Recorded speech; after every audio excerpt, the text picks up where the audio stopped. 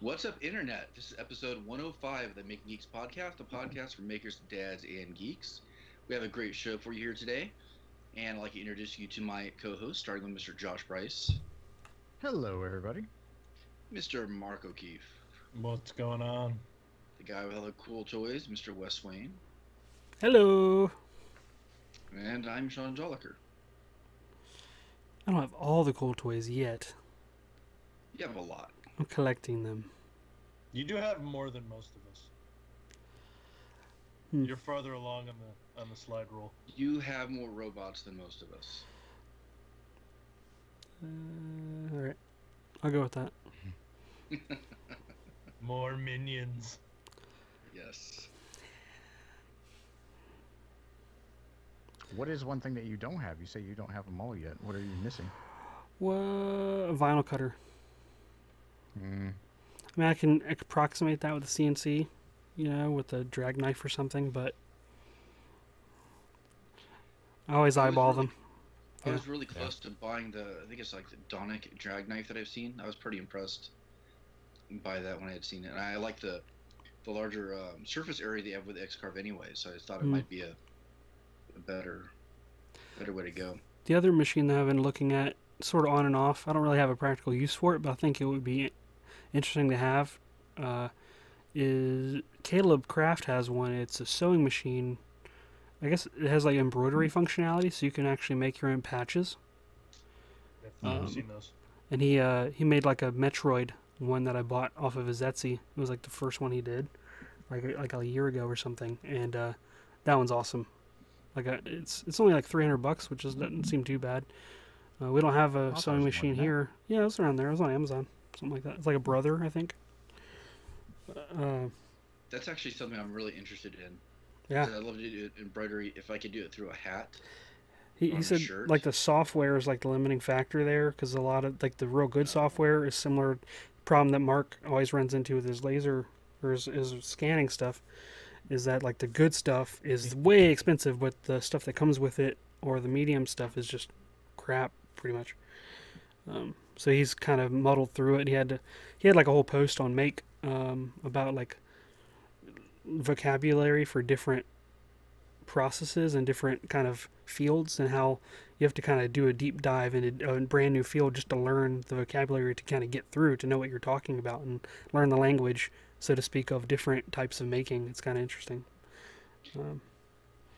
Isn't it kind of weird that we're at a point where the machine isn't that big of a deal anymore, but it's the software to run it that is?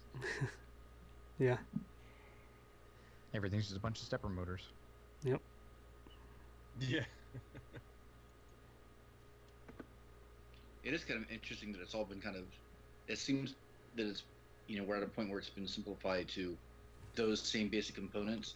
Let me move a head around that does something, whether it, it shoots a laser, it, emits plastic, or spins, some sort of cutting tool. It's plotting a course on X, Y, and Z. Even the pancake bot. Even the pancake bot. I mean that is the universe, isn't it? X, Y, and Z. So what's everybody been working on this week? There you go. There was a medium silence gap. We both recognized at the same time. Yep. I just finished my second of two, I'm going to call them upcycle tables. I had found, and I keep finding these all over the place. They're iron table bases that I just found around my neighborhood, and I've held on to them for like 6 months and finally got around to putting a new tabletop on them. One I'm doing is kind of like a bistro style. It's really kind of small, really only for like 2 people. And the other one probably had a piece of glass. Actually, they probably both had pieces of glass on it that broke, but people don't know what to do with them after that point. So then I made it a lot larger, almost kind of like a picnic style table. I think it's like 30 inches, 30 by 30, no, almost 40 by 4. It's like 38 by 38. So a good sized table. You could probably have like 4 or 5 people eat at it. Came out pretty good. I like the pattern of the tabletop you did. No, thanks. I was trying to do something a little bit different. Had to solve a couple problems because I was using 2x3s as the material, but when you stack that on top, it makes the table a lot higher than a normal table would. So I had to find a way to cut off the ends and have it kind of blend in a little bit more with the base. It's still probably about an inch higher than a normal table, but it's doable at that height. That's what she said. My man. That's on your Instagram stories, right? Yeah, I've been doing that last couple days. That's not on your Instagram TV? What's up? I just saw that I'm feature starting today. that. I don't really get the distinction. Like I did my intro one, and I got I like saw it. 18 views or something. Where a normal post that I would do, like the video post that would disappear, like the story, I would get like hundreds of views.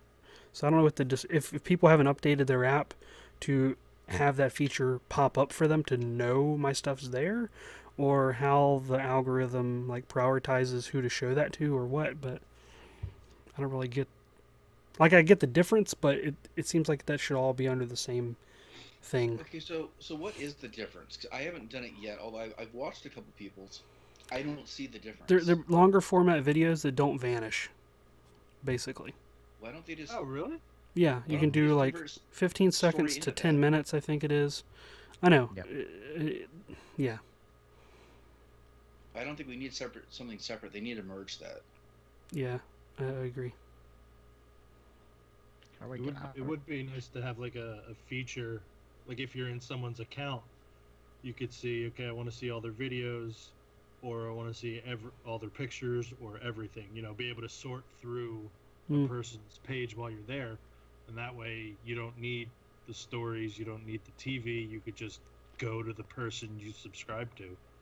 Yeah, one of the posts could be their channel trailer, right? It'd just be a normal Instagram post, but it has a special flag in it to know to play that one first through whatever their, play selection is, their filter is. Is this Facebook trying to fight YouTube a little bit? Yep. Yep. I think it's interesting. I mean, do you think this is a viable option to compete with YouTube? If they actually let you start monetizing some of this? That's the kicker. Because it's on Facebook and run by Facebook, I'm going to say no. Because we're still putting stuff up there without getting any compensation, so I don't... A lot of blogs and other kind of review sites are saying that's what did Snapchat in, is they didn't... Not Snapchat. Vine. And they, it took the world by storm, and they didn't allow any monetization options. So people were like, well, what's the point then? And that whole company, either got bought out or completely dissolved. I mean, that was a giant, wave at one point. It was like the hottest thing, and then gone. I think we're at a point where these companies have to give something back. Yeah. They don't have to, but I think it'd be in their best interest to in the long run. I don't even think it's giving back. It's the goodness of your heart that makes you want to share something with the community. But it's people's jobs. So it's like Garth in Wayne's World. It's like people only do things because they get paid. And that's just really sad.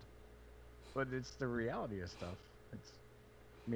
I'm self-employed now, and so you have to itemize your time like that. And so I can get on Instagram and I can do all that, and that's a time waster unless it yields you some type of value, preferably monetary. You got to support your family. That's what we're all doing here, and it's ultimately it's a side hustle until it makes you more than your real job. We have to support our toy habit. Speaking of which, Voltron, Lego Voltron. I said it first. oh, why now? Why now? Because my birthday already passed. Jerks. Yeah, my birthday already passed, but I wouldn't have gotten that for my birthday. That's going to be an expensive set. $180, 150, Yeah, something like that. Yeah. I think it was 170 something. Yeah. I don't know why that doesn't sound like that much to me. Compared to the Ghostbusters Fire Station, which is my benchmark for expensive ones. I mean, it's not the most expensive, but that's what I always just think of. It's like more than I'm willing to pay for something. It's- And I it's not know bad. I'll probably end up with some hate from people. When it starts getting that much, I just go to the fake ones, because that's too much money. That's way too much money for like the Ghostbusters Firehouse or I think it was like the $400 or something when it first came out. yeah, I think. it's $375, Hmm. and um like the Mega Millennium Falcon was $1,000. That's that's too much. That's way too much for even a hobby. If I'm spending $1,000, I'm getting another 3D printer or a tool or something. I cannot spend that on a toy. I can't justify that. That's why I don't own any Hot Toys. I actually don't think it's too much money. I think it's that version. I mean, because they've come out with other Millennium Falcons before that were what 200, 300. This one is just it's the premium product. It's 1,000. It's the Tesla. Mm. But you can still buy a Geo Metro.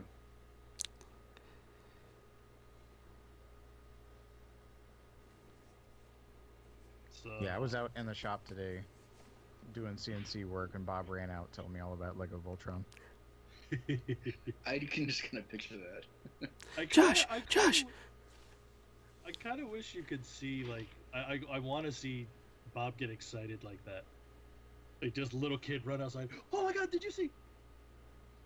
It's kind of fun because he's very even keeled. Yeah, that's what I mean. The time. Yeah. Now here's the question: do Legos become a work expense for you guys because of what you might Tax- potentially have planned? I think so. Tax deductible. Mm-hmm. It should be. I don't see why it wouldn't be. Yeah, it's material.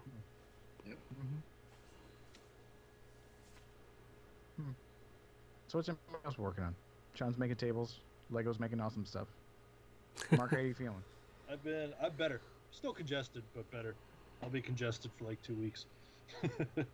I've been working on test fitting my gauges to my front panel for my 3D printer enclosure, seeing some signs, and getting ready to put air returns in my house over the next couple days. I have no idea how to do that, but I'm gonna do it anyway. Sean, you look confused. No, I'm listening to other noises in my house. Yeah, I heard Sorry. the one. I just heard a thunk, and then you look up. I'm like, uh-oh. My kids are too much like me. They don't know how to be, light knees around the house. It's heavy-handed and heavy-footed. Wes, what do you got? I've been doing a couple of bottles, water bottles for different people. For for Samantha's teachers as end of year gifts. We got a couple orders. Sean was one of them. Thank you, buddy. Been doing some stamps on the laser, which is nice. It's a little bit finicky still because the way you have to dial in the power on this laser is an analog dial or analog, dial. And you don't have to use the pliers, do you? No, luckily not. But the distance that it goes from not cutting enough to cutting almost a little bit too much is very, very small. And there's no readout for when I put it, when I actually dial in that number. I have to kind of draw onto the housing like where that line's pointing, and it's a very slim margin. So I almost have to do like a test cut first before I do the real one. And that material is not cheap enough to warrant that all the time. So I keep finding little scraps, like putting it on there just to see how deep it's going to be. It's like a minor quibble. Once I replace the control board on there, then the power is adjustable through software, supposedly. So then you won't have the guess. Because there's a meter that pops up every time the laser shoots, and it shows you how many amps it's pulling when it's shooting, but you don't know how many amps it's pulling until it's shooting. So it could be at the point where it's too late. It's already going on the project, right? Then you have to kind of maybe tweak it while it's going, and that's sort of not ideal either. So it's all right. For $350, that's what I get, I guess. But so far it's pretty good. And what else? Yeah, that's pretty much it. I got another CNC order. It was a referral from Mr. Keith Decent for a woman, I think, restoring a house or doing some other project where she needed like a bunch of circles cut on 1-inch thick circles out of a wood or MDF. So I figure I can do that on my X-Carve pretty easy. I cut a bunch of circles on CNC today. Yeah? Yeah, Bob's dad wanted to make a huge, like, Connect 4 game. Yeah, he designed it in SketchUp. And it's fun, I think I've moved past SketchUp, like, a long time ago. And now, when I try to use SketchUp, I'm like, holy crap, how do you do all this stuff? I have to try to unlearn Fusion, which was way easier to use. But it wasn't working, so I was in Aspire and had to redo like the image, which wasn't that difficult, and cut out 2 of those pieces. And use like really cheap 3/8-inch plywood, which was kind of fun because it was like a clamshell. It was so warped and like wet when he got it from the store. Trying to hold it down to the wasted board was fun and tricky. But that CNC router parts machine, like that thing is a beast. Holy crap. It's like if you were to put a drill bit in a jackhammer and have Thor slinging around. That thing is massive. That was fun. It's a good description. So what is the topic that we are going to tackle today?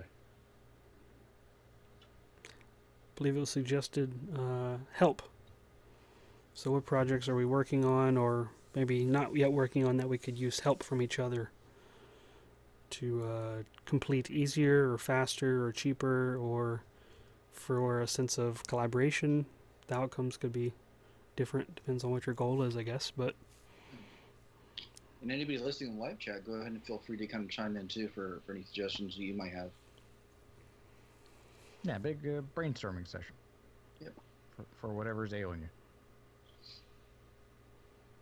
So does anybody want to go first? I'll go first. I have a project that I keep putting off, but I shouldn't, because it's something practical that I need. I need an automatic, dog feeder. So anytime my family goes away for a couple of days, I'm not too close to the neighbor kids or anything to have them feed my dog, and I really don't want them in my backyard with all my tools there. So I need a kind of like an automatic dog feeder that's on a timer, basically every 24 hours. It can release some dog food, and my dog can eat something other than the mice that she finds in the backyard. Just the one dog? Just one dog. I have an idea for design already. I don't know. It's one of those things where I have the design in my head, but I don't know if it's practical because I haven't really put any parts together yet. I want basically an auger inside a tube, like a PVC pipe, that's powered by a motor that spins a couple revolutions every 24 hours. We'll probably have to have some sort of microcontroller or smart Arduino Uno that has the timer function that says a spin motor. I just don't know the size of the motor. I don't know how powerful the motor needs to be to do that. Now, is this a project that you just want to make? Because I'm sure you can get that in that one. I went to the store and I saw that they have it, but I don't want to pay like $100 for this thing when I could probably make it for half that in parts. And I don't know, it's something practical that I should be able to put together anyways, since I'm going to be teaching a class next year where I can have my students doing similar things. Is that the kind of project you don't want to, just for creativity's sake, you don't want to go to hop on Instructables and see all the versions they have? You just want to kind of engineer it yourself, because there's definitely something to be gained from doing that, sense of self-satisfaction or pride or whatever. Or if you're just trying to get it done, obviously there's examples you could go off of. But I guess because I already have a design in my head, I want to test that. Sure. As opposed to seeing how somebody else solved it. Because I know there's all sorts of different things you could probably do. Have it fall on a hopper and then arm kind of spin around with a hole in the bottom, and it's the eternal machine. I mean, didn't Pee-wee make one, and didn't Doc Brown try to make one? I mean, they're in every inventor-centric movie. back then They it got to was feed like, their dog. Come out of a hopper and then go on a conveyor belt, Yeah. and, pop off, and she just eats dry dog food. It's not like I have to have a can opener. Right. More with the dog food. Yeah. A lot of hotels now, for like the continental breakfast, will have a big vat of cereal that has a little turn dial. Mhm. It has like a plus sign, and so one of those corner wedges is a serving size of cereal, and whenever you turn it, that little wedge goes straight down and it falls onto a hole into your bowl. So something like that might work, and then you could attach like a sprocket or a servo, and it would be a stepper motor to something like that that would turn. So I Because the figured auger that, thing would work too. Mm-hmm. because I know that I'm gonna have to use. Yeah, what are I your have- constraints here? Well, I have a bunch of like these little motors around. I don't even know how I would describe it. It's like a little hobby motor that would power like a Mhm. small little car, I don't know if that's gonna have enough torque on it to And- pull. and that's my problem. I have an old drill motor. Look It has a lot for of gear reductions. one of the things that I used for my my turntable for the scanning that people were standing on. It's called a worm drive. It's a worm drive motor. I think you can get them for like $12 or something like that, and they're only about this big in some cases. You can look up. What was the description of it? It was. They would tell you in like revolutions per minute, so you can do like it would tell you like 15 revolutions per minute or 5 revolutions per minute or something like that. I need like one revolution every 24 hours. They're all well. I mean, you would power it, so Yeah. you just need the timer to power it for a certain amount of time and then shut down. Or it'd be plugged in all the time and just run on a loop. Yeah, and I was trying to think about that too. I mean, do I write code on an Arduino board? Do I use like one of those really old-fashioned light timers? Yeah, Yeah. that's what I was thinking, because they have multiple times on it. So you have it go off at like 7 a.m. It'll turn the outlet on, start running, shut down. And then I was thinking one more because I just got an Alexa, and I thought if I just have the motor plugged into a smart plug and do some of that magical Alexa, and maybe just like press a button on my phone, Mhm. say feed Alexa feed dog, and then have it run and then turns off. So I have like 4 or 5 different ways possibly to solve this, but Yeah, I just found Wi-Fi outlets that don't require one of those hubs. It's just Wi-Fi and an app on your phone, and that's it. And you can turn stuff on and off. They sell them at Costco. I think it's called Wemo. I saw those. Okay, that's what that is. All right. Well, I was like, how much are those? I think they were.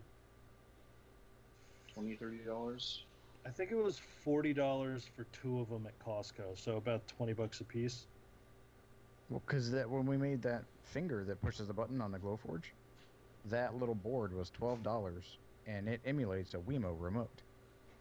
So with a very short line of code that's already written for you, if you copy that to that board, you're doing the exact same thing, but it's cheaper, and you feel that DIY sense of accomplishment. But again, like what I was just saying, if you just want your dog fed while you're not around, it's really what do you want to get out of it, and what's your budget, and what's your constraints. And here's the additional problem. I'm leaving tomorrow. Yeah, there it is. So nothing's getting built in time. I'm gonna probably just have to have like a huge vat, and she's gonna have to pace herself. And Well, here's another option you could do. Instead of the auger, you could just have a bowl with a top on it, and do the phone thing at like at 7 a.m. or whatever. Hit the button and it opens it, lets her come and eat, and put a camera on it, so it lets her come and eat, and then after a little bit, it shuts back down. I wonder if I could just put like actually, no, that was really dumb. I was thinking kind of like a Wile E. Coyote type situation. A little pile with a sign. No, I was thinking more like Oh, Well, actually, that would work too. You know, put all the dog food in the vacuum and turn on the vacuum and have it shoot out the vacuum. Right. Not Takes a them blower 24 version. hours to find it all before the next round. That'll work. People are busy. Yeah, yeah. So you guys gave me some good ideas there. But Bob made one of his old videos. I remember there was Cereal. like a container. Yeah. It did like goldfish crackers or something, where he attached a really cheap stepper motor to the top, a small one. I was thinking that It too. turned like a screw and scooped a bunch of stuff out. Yeah, It was one of his. too. It was one of his The first hand sillier videos, I think. Mm-hmm. That I was like, you need more of these. Yeah. That was back in the days where like everything I built has a practical purpose. Snore. That's All right, who's so up next. I'll go. Well, okay, yeah. So I am trying to buy another vehicle. I'm trying to get me a vehicle now, which is Uh-oh. awesome. Yeah. Are you getting And- the Adam Savage old Land Rover? Maybe. That's a yes. Well, kind of.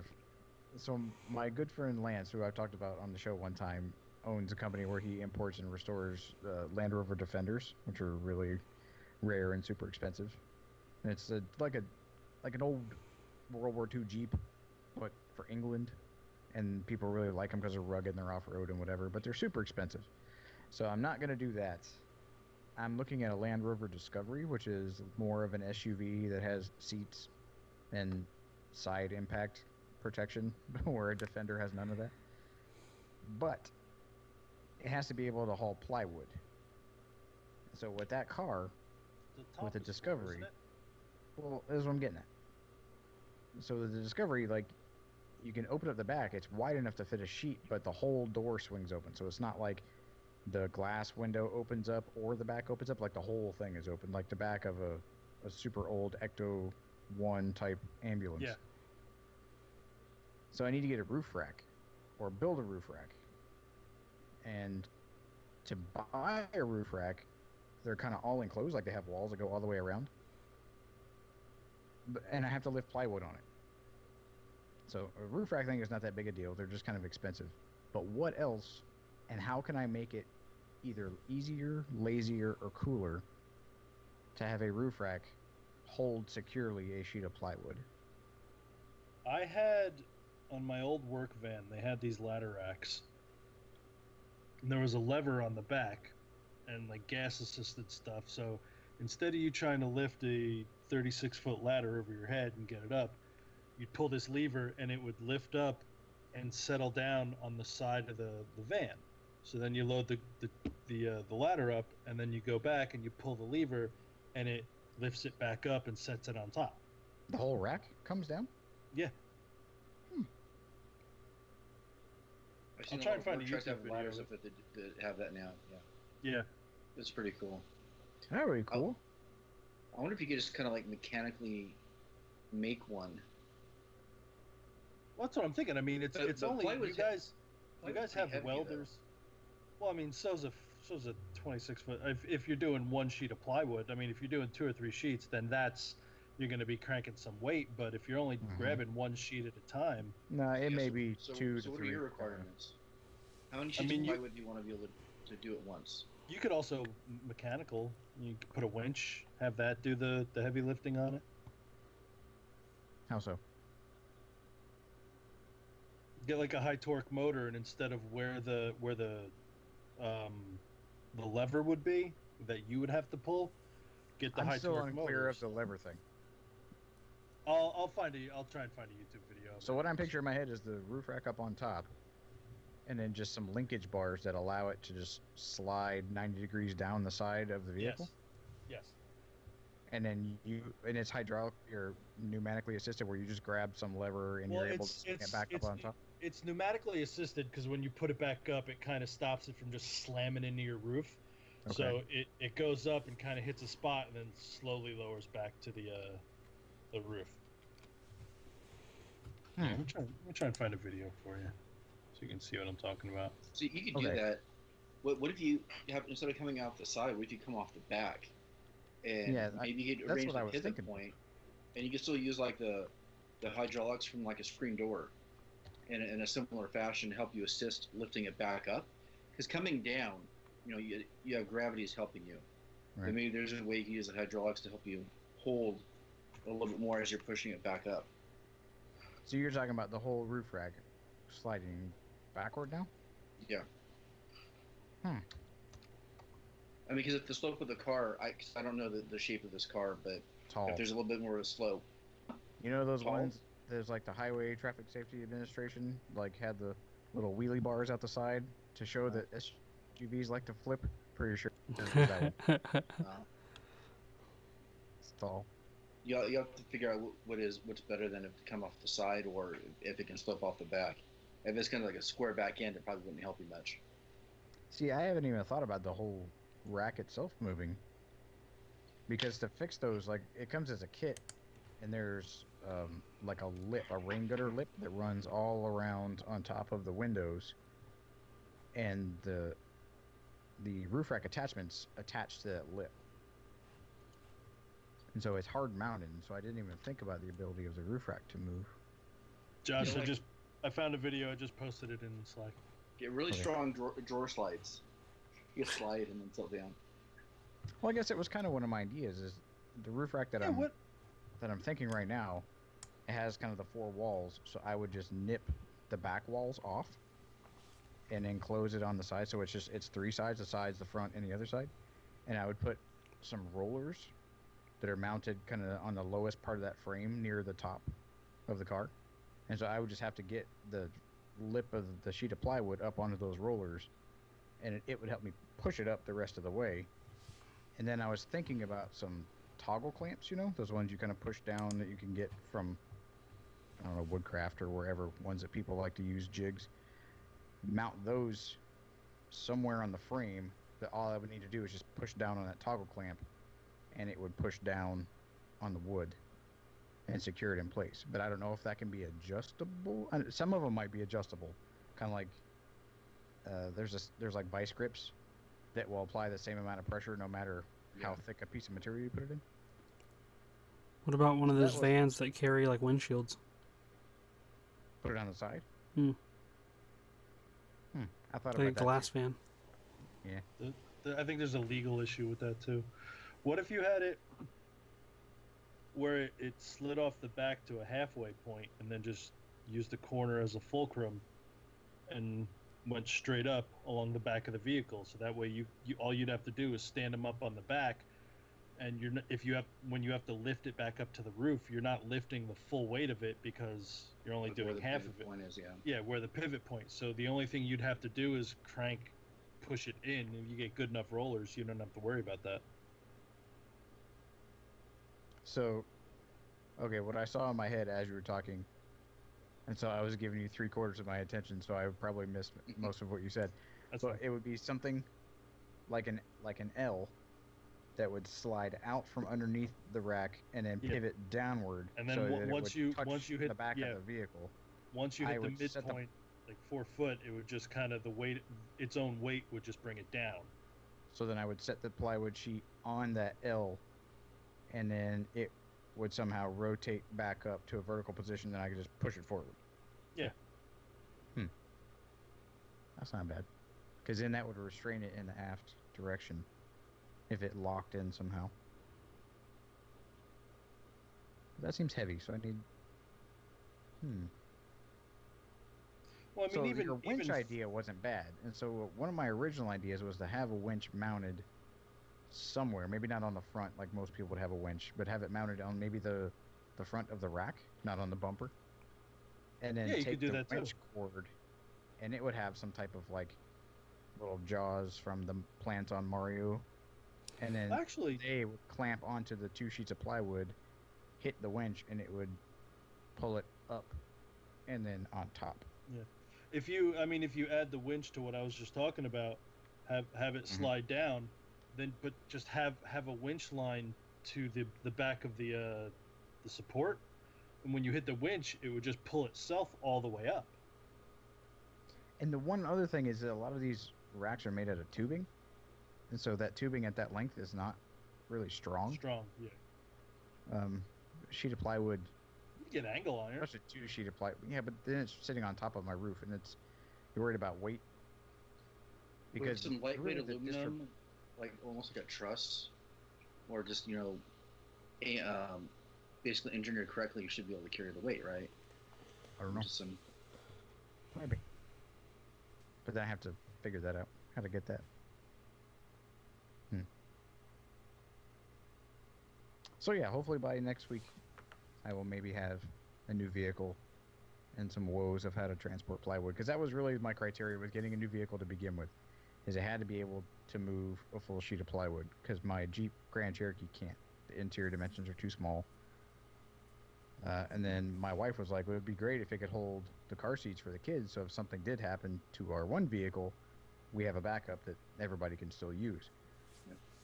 I was like, well, that leaves like pickup trucks, like a full-size pickup truck with like a king cab, a much bigger SUV.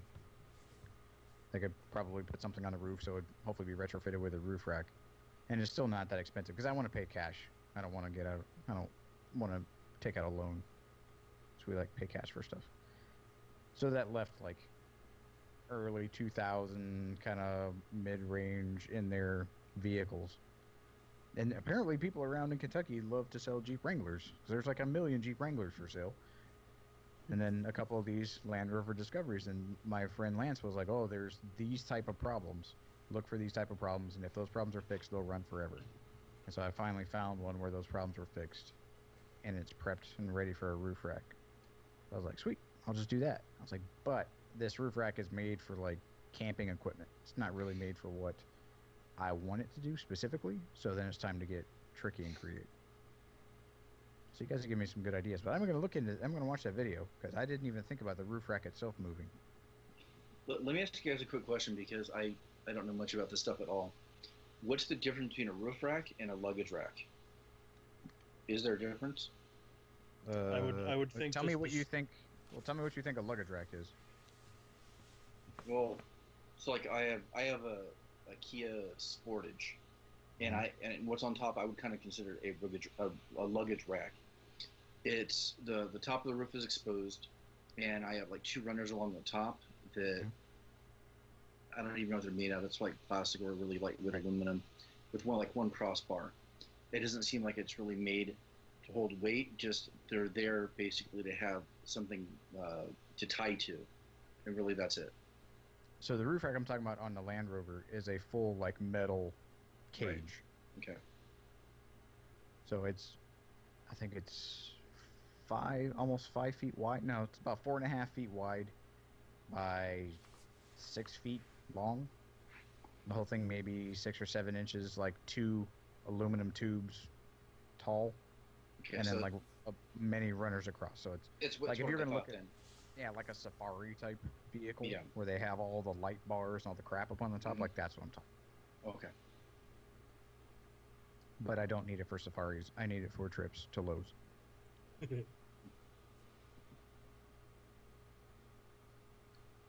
Who's next? I got 2 separate quick ones. One, when you're applying veneer, like the iron-on veneer. Like edge banding? Yeah. Mm-hmm. I'm not like I've done it before, and is it supposed to look like it's solid wood all around, or is it supposed to look like there's a little bit of something? Like the one time I did it, you can kind of tell that it is edge banding because you can still see the glue, and I don't know, like, are you supposed to push that down to the point where you can't see glue anymore, or? Yeah. Yes. Okay. What wood are you using? I was using an iron on the first one. I haven't gotten to the point where I'm using it on my next project, but I will be. No. What type of wood? Oh, it's an oak. With So oak edge banding? I have oak plywood and then oak edge banding. Okay. And so what you're saying is when you look at it, you can still kind of see that gap. There's a along the little side? bit of there's a little bit of like a glue line there. So take your iron, because the iron is the best. You gotta mash the crap out of it with the iron, but you have to get edge banding that's a little bit thicker, because usually if you get 3/4 inch edge banding, it's a little bit thicker than 3/4 inches.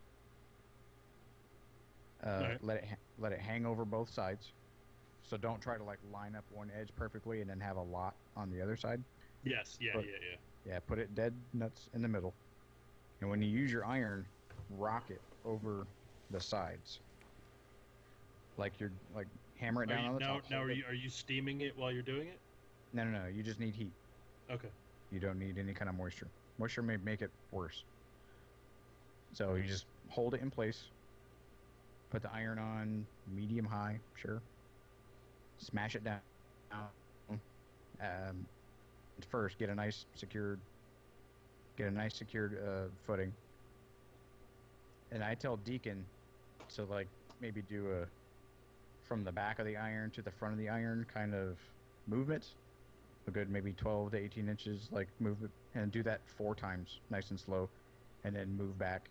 Do that 4 times, and then move that 4 times. But when you're doing this, don't just do it flat on the top. Rock it over the edges, like you're trying to make an. So You're trying to kind press on an arc. Yeah, you're kind of breaking it a little bit too. So when you razor, Yeah. it comes off easier. Well, the razor is great, but there's edge band trimmers, and edge band trimmers make life a whole lot faster, especially if you're going to be doing a lot of it. They're little spring-loaded jobbies that sit on the top and have 2 razor blades. Yeah. You start at one end, you pinch it, and then you just drag it along the board, and it cuts it clean.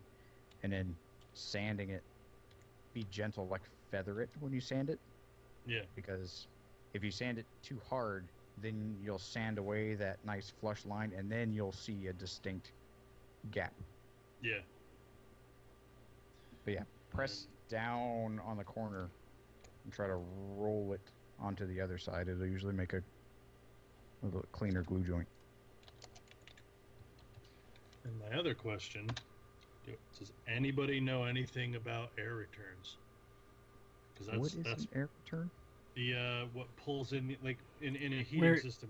You have Yeah. your vents, which are blowing out air into the room, but you also have the air return, which is sucking Where out filter air goes. from the room. Yeah, Or the intake. the intake. Yeah. So I got you. my house came with one of them, and it was in a wall in the middle of what I was ripping out. So I ended up ripping out the air return, and it's been in the basement for 5 years.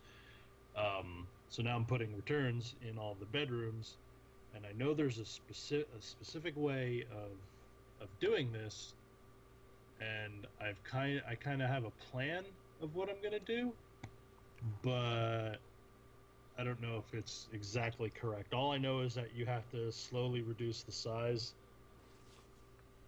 over your length, but I don't know if that's completely correct. But that's the way I'm going to do it, because that's the only way I can do it right now, unfortunately. I think there's some HVAC guys in the group that actually might know a little bit more. Because are you planning on trying to put in more than one intake, or just put the one in and each wear out? Oh no, I'm extending the trunk line, so I'm extending the main line across the full length of the basement of my house, and I'm adding.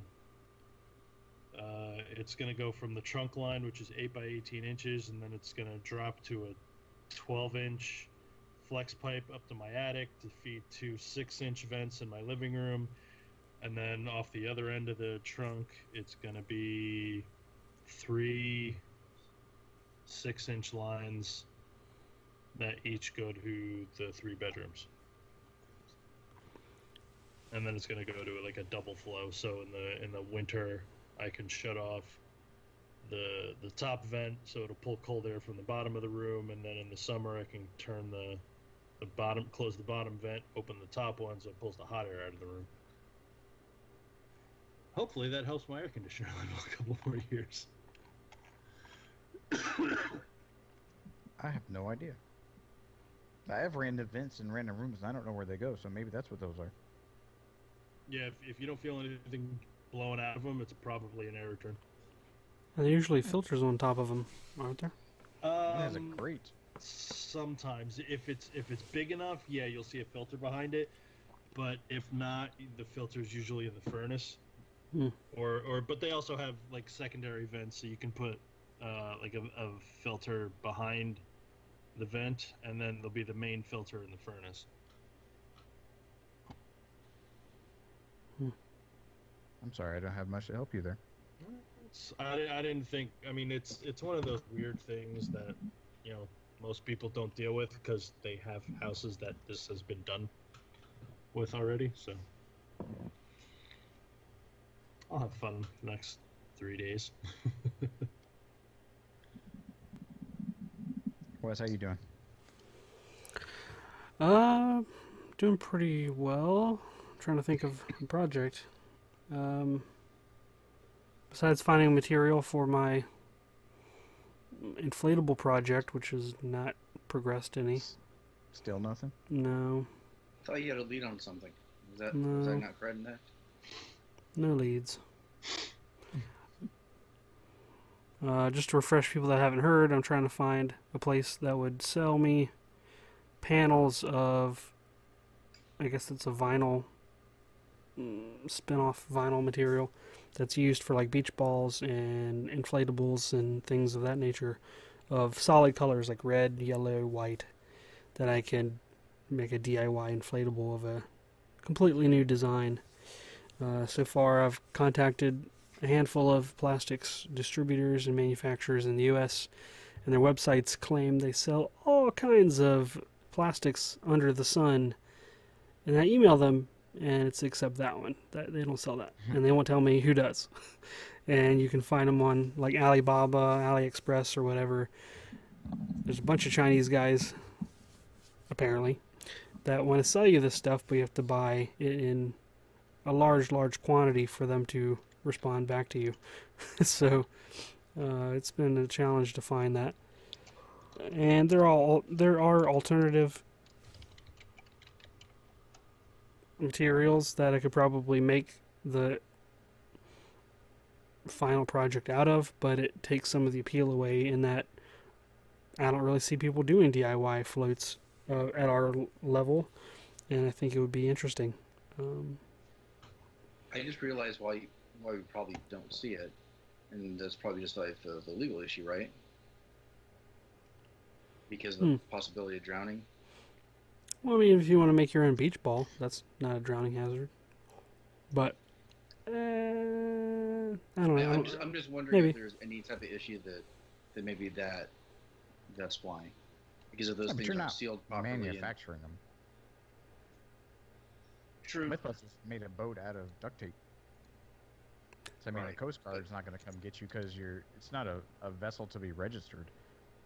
No, that's not what I meant though. But if you're looking at a material that is typically used for that specific use, I just don't know if there was other issues with that, and that's why. I mean, I could go the more like the more canvasy material that you make like a raft, like a heavy duty ocean raft out of. Dude, you can hear every mouse click and every keyboard click. Mouse roll. I'm sorry, I thought I had that muted. No. Like I know there's materials where you could actually use like a not vinyl, like a coated canvas, and actually stitch the seams with an actual thread, and then you apply Like a some. life raft. Yeah, then you apply something on the backside to do like a seal, which could be cool on its own. That might be a viable alternative. But That again, it's seal, whenever we did it, because we had to patch life rafts, was Yeah. barge cement. yeah. So that could work. I mean, I could see the project in that material if it's the only accessible thing I can get my hands on. Would life jacket material be made out of the same stuff as the life rafts that you're talking about? I don't think so. At least the stuff I'm imagining in my head. I don't know. It's more of a fabric that's like vinyl, like plastic coated, Okay. and then on the backside you can actually see like the mesh of the fabric. I don't know. Something to think of. Think about. Have you thought about just What buying about- 2,000 beach balls? And I've cutting thought them apart? I've thought about buying a bunch of like the straight long like boring raft, like not raft, inflatable kind of like lounge things for, you know, it's kind of, it looks like a long rectangle essentially of a, but they're all kind of fancy and they don't have a lot of solid colors to choose from that are in the palette that I'm looking for. What about?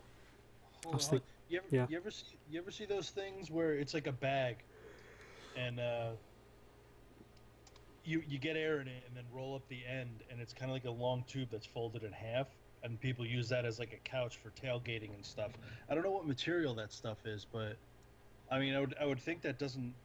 I mean, because they come in all sorts of colors, and I think if you were to cut that up, you might get a nice long flat thing you'd carve patterns out of. Actually, I know what you're talking about. They were really popular for a while.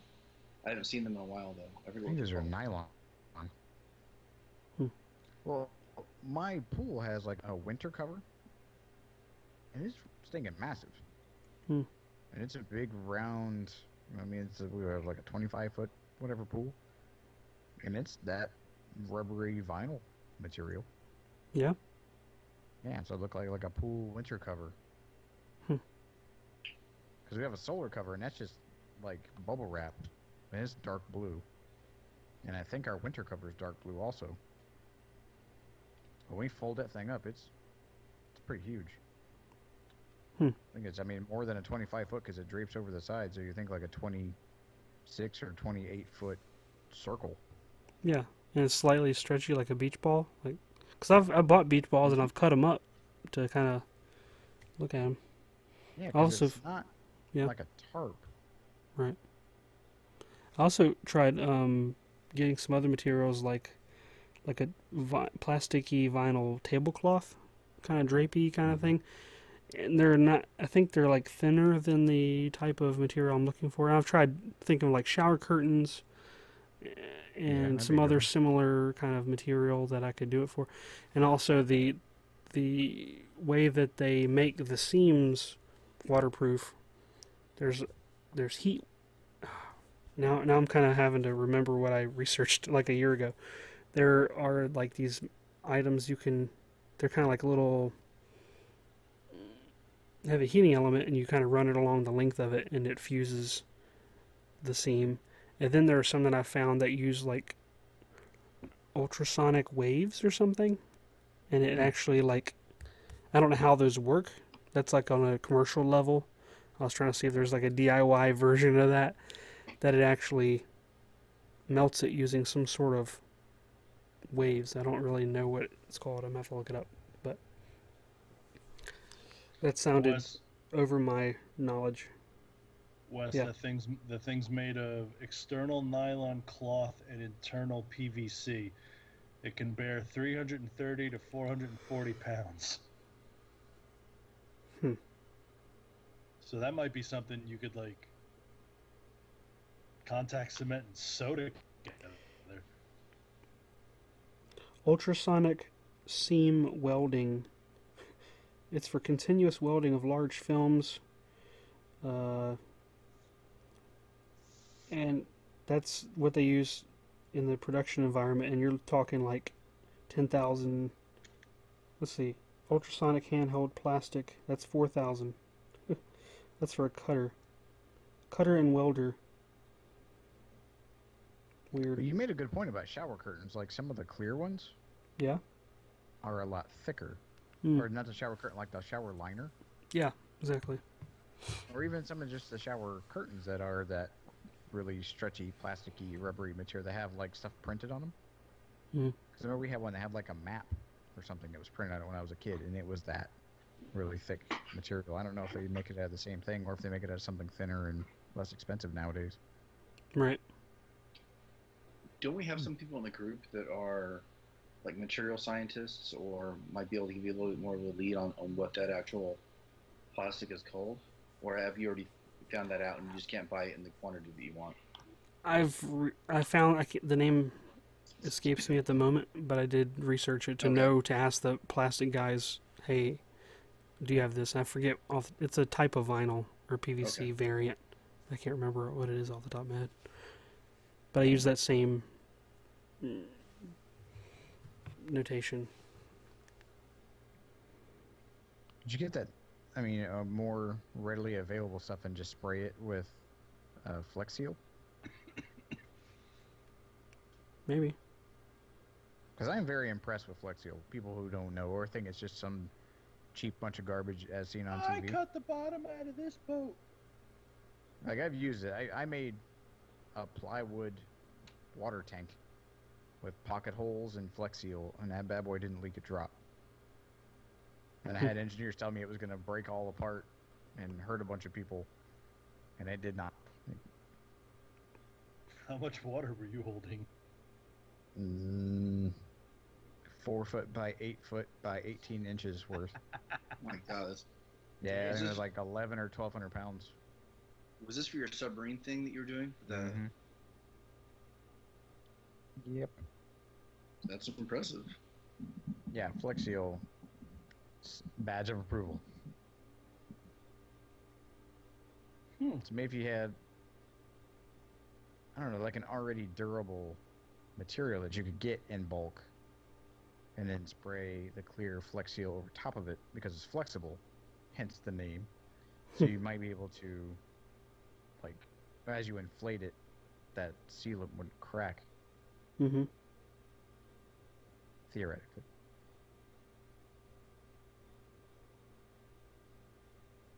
So that's my project that haunts me. Mm-hmm. Because if I could pull it off, the internet would implode with people freaking out over it. Or you could license the idea Yeah, to a property that you don't own. right. The property is the important one. But still, you could take that idea Sure, and turn that into a Viking ship that's true. That's and true. add cup holders to it and sell it to stupid frat boys. Oh my year God. To eternity. No, I just sell it to my school since that's our mascot anyways. Sell it in the student store. Yeah, Someone could cross the English Channel in it. We could have a whole marketing buzz, man. We could do it. Make a Red Bull commercial about it. Well, for that you need wings, don't you? 'Cause they try and fly them all.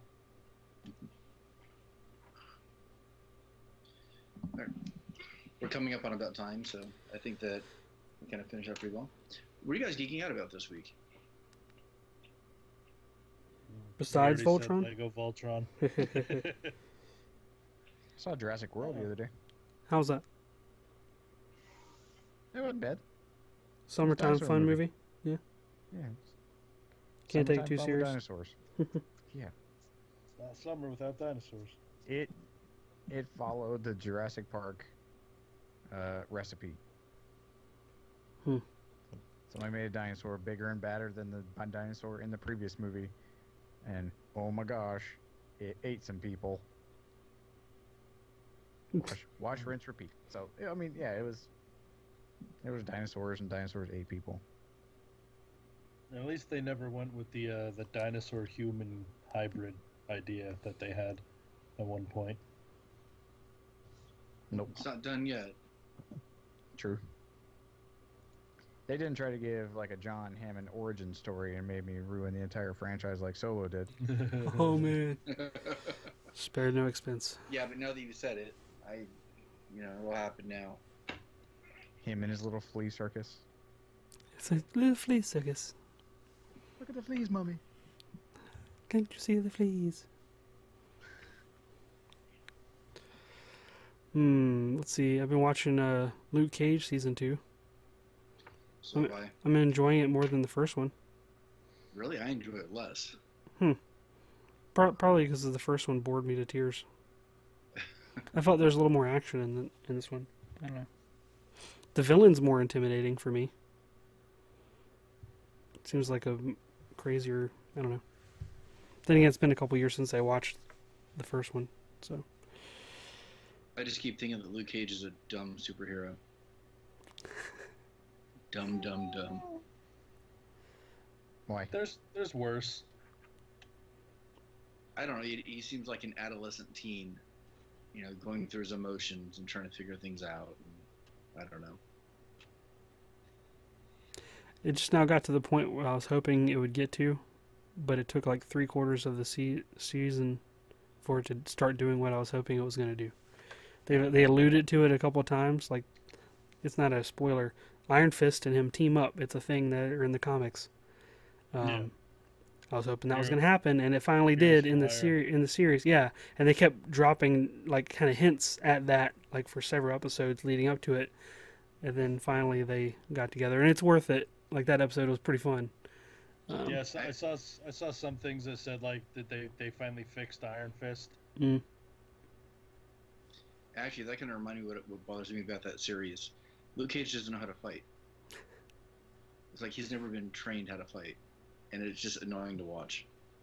You just gotta wait till he meets up with Captain America, like Iron Man. It's like Herman Munster trying to fight. And Captain America can train him how to fight. I don't know how you got Herman Munster and Luke Cage in a comparison. Just because there's some scenes in the series where he just kind of like funks a guy on the head. He's like, and just. There's a part where he plucked some guy. He plucked a dude in the head and knocked him out. I thought that was pretty funny because, I mean, considering the scale of strength that he has at max, you know, could toss a dude over a rooftop or whatever. Like, plucking somebody should knock him out, and they did it. I thought that was kind of funny, but what else? I just watched it for Rosario Dawson. Well, Yeah. I'm not gonna spoil that one for you, but go ahead. I must be further along than you. You are.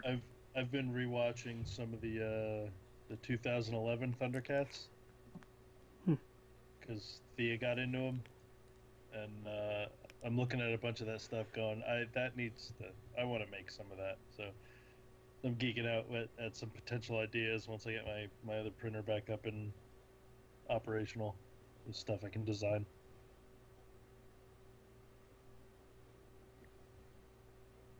I don't know what I'm geeking out about. How about you, Josh?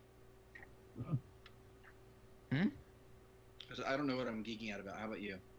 I was geeking out. I wanted to go watch Jurassic Park. Oh, that's right. You already said it. Dinosaur Mansion, that's what it's called.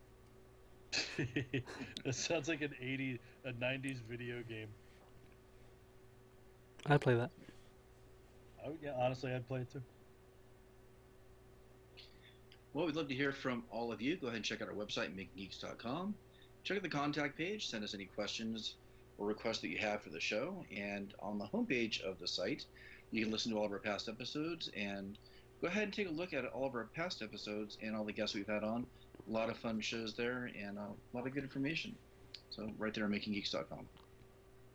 And if you want to find us across all the social medias, you can get us on Instagram at Making Geeks Podcast and on Twitter and Facebook at Making Geeks. And we'd like to give you a reminder, we have an ongoing survey we've had going for a week now. We'll have it up for another week from the date of this airing of this podcast episode. And it's for the listeners. It's for some feedback for us to let us know how we're doing. There are some prizes for answering and fully completing the survey.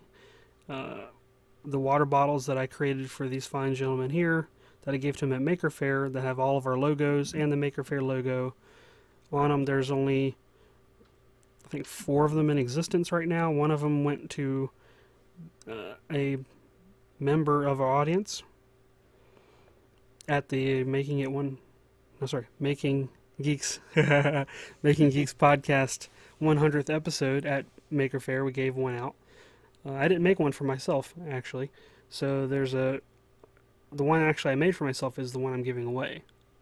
And so it's cool. It's a nice black vacuum sealed 18-ounce water bottle. We'll give that away. And also I think we're going to give away an Amazon gift card, maybe a Fandango movie gift card. And I was thinking of upping the ante for every response that we have, up to $50, we'll say.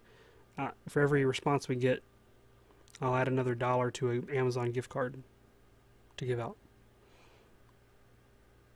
Cool. So we'll say that, yeah, that'll be the reward. I'm gonna go fill out the survey. Yeah, we've had a lot of excellent responses so far. I shared it with you guys on your email, so check that.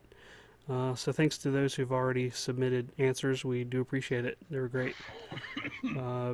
Also, we'd like to thank our patrons over at patreon.com/makinggeeks for their financial contributions. It's definitely not necessary, but it's definitely appreciated. And Mr. Seth Williams, thank you so much for your ongoing support as our top patron.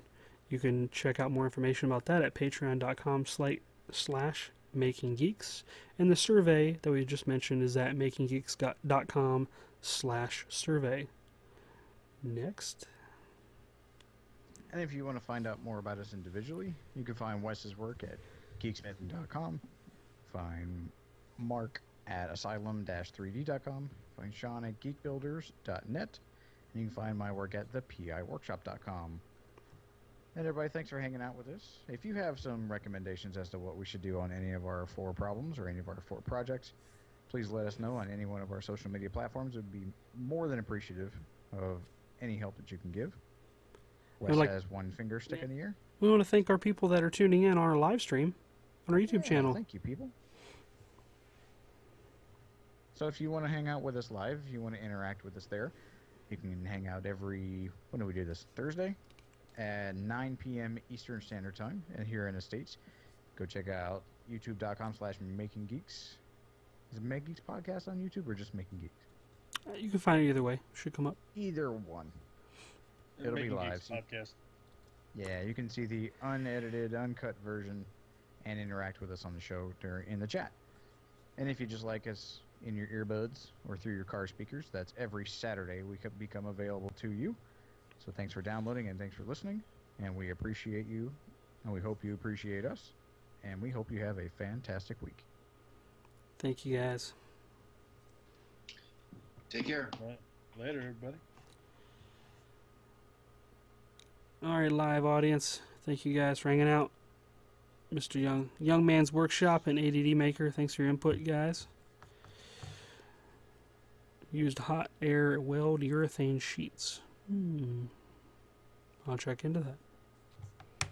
I'm going offline. Everybody say bye. Bye.